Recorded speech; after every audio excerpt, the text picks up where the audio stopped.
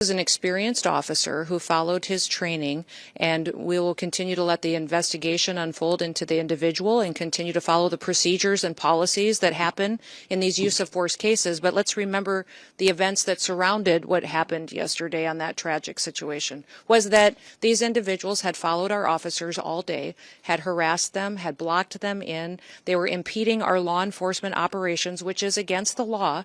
And when they demanded and commanded her to get out of her vehicle several times, she did not. So we'll continue to allow this process to unfold and recognize that these law enforcement officers every single day put their lives on the line. They go out and do their jobs.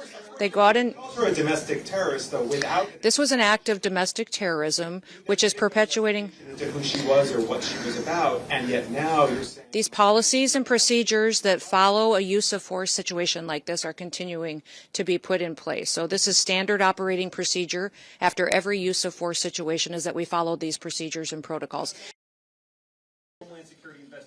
You know, we've got thousands of officers there, and I'm not opposed to sending more if necessary to keep people safe. Back up here. Secretary, can you talk a little bit about the experience of the officer and some of his background? How much training did he have?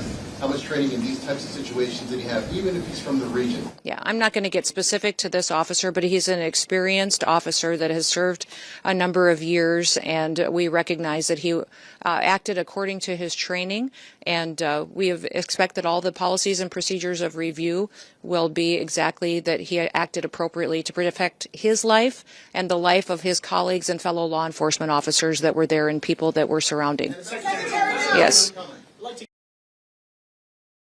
Yes. Minutes ago, the head of Minnesota State Investigations Agency said that they had been cut out of the investigation into the fatal shooting in Minneapolis.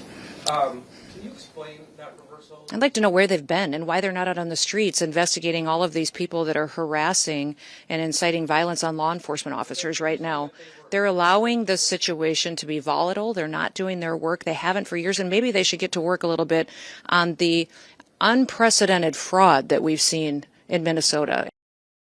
Yes, sir. They have not been cut out. They don't have any jurisdiction in this investigation. Yes, go ahead. How do you respond to Americans who have been listening to your comments that this was an act of domestic terrorism, that the officer was... Anytime you take